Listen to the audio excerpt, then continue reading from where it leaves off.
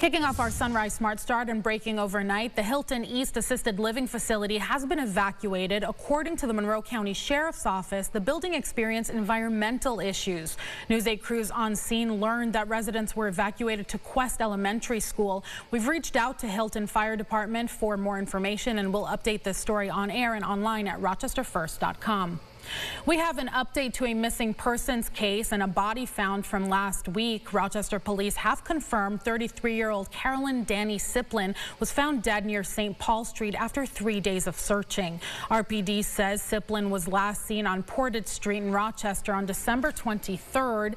Family told us Siplin's Jeep was later found abandoned and still running on the Upper Falls Bridge with their phone and personal belongings inside. On December 26th, officers responded for a welfare check to the east side of the Genesee River Gorge near St. Paul Street. There, police say they found the body. Siplin was reported missing after failing to show up for work Tuesday morning. Their mother told News 8 the last time she spoke with her child was Monday night, shortly before the disappearance. What was the last conversation you had? Our conversation was, Ma, you know I like the snow. I just needed to take a ride. I'm crossing the bridge now. I'm on my way to get you. But she never got here. And I kept calling the phone, and the police answered, and that's when it began. RPD says there doesn't appear to be any criminal element to Siplin's death, and the investigation is ongoing.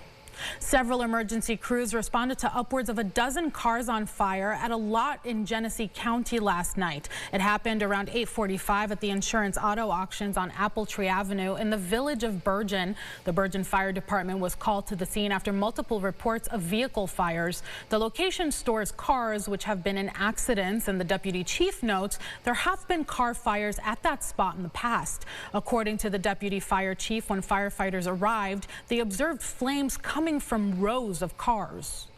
I got on location with up to 10 to 12 cars on fire. At this time, I think it's limited to 18 cars that we were able to keep from 18 cars that were damaged from the fire. He adds Brockport, Churchville, Leroy, and Bergen fire districts all responded to the scene. Thankfully, no injuries were reported. Multiple injuries were reported following an altercation outside a home on Mura Lane, according to Webster Police. Just after 5 a.m. Sunday, officers found at least one person with stab wounds to the upper body. They were rushed to the hospital and underwent surgery. Officials tell us they're listed in stable condition. Police say the second victim was treated on scene and declined further medical attention. Webster Police say they stopped a car leaving the area and detained 3 people for questions. We're told that person has already been released into the custody of Webster Police. This is an active investigation.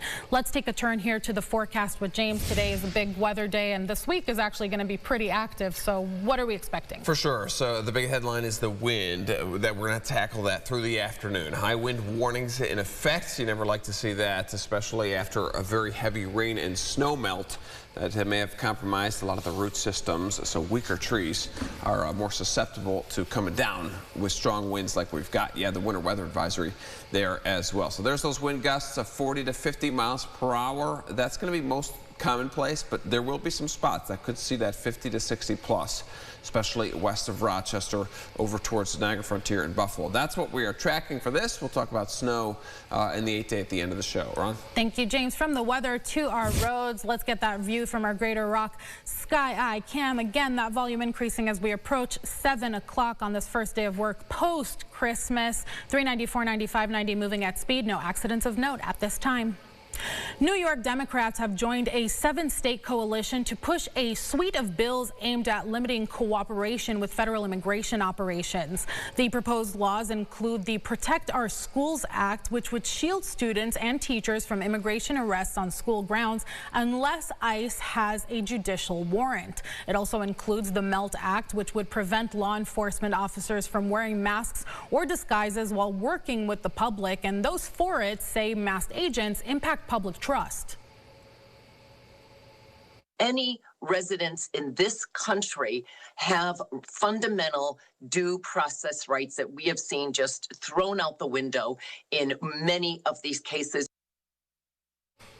Other bills aim to protect New Yorkers from civil arrests within 1,000 feet of sensitive locations and allow people to sue in state court if a government worker violates their constitutional rights.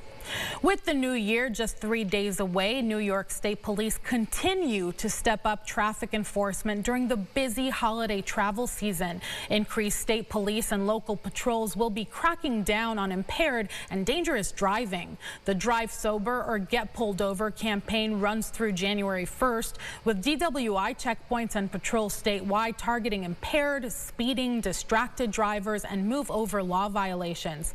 To ease congestion, temporary construction lane closures on state highways were suspended through today and will be again December 31st through January 5th. Officials urge drivers to plan ahead, drive sober, slow down, and move over to not only keep yourself safe, but maintain the safety of those around you. You promised us a look at snow. Yeah, that's right. So let's talk about where the snow will end up after the wind goes through later today. The focus will be, no surprise, right over to Wayne County. Those areas eastern Wayne County, south of Wolcott, Huron, there through Butler, Savannah, Montezuma. A lot of those spots will really see a lot of the heavy snow, and that extends along the thruway towards Syracuse. So a lot of those spots, Weedsport, once you get into those downtown Syracuse, Cicero. Yeah, you know what I'm talking about if you know that kind of suburbia there. Rochester's a little bit different, just an inch or two with the lake effect. More snow coming in on Wednesday there. Then the cold really settles in Tuesday, Wednesday, going into New Year's Day on Thursday. Highs just barely getting into the low 20s there day after day. So a little bit of a cold stretch with those overnight lows down in the teens, wind chill single digits.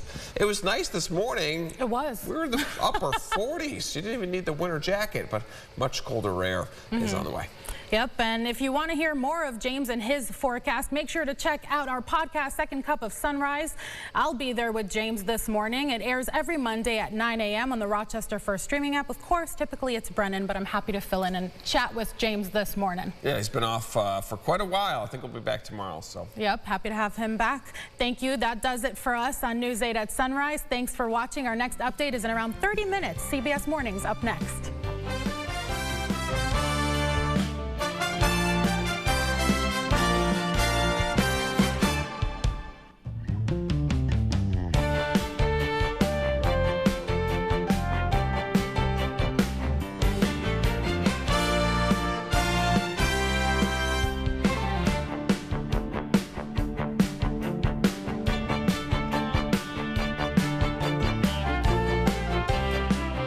Follow News 8 wherever you are on RochesterFirst.com, Facebook, X, and on our app for news and weather.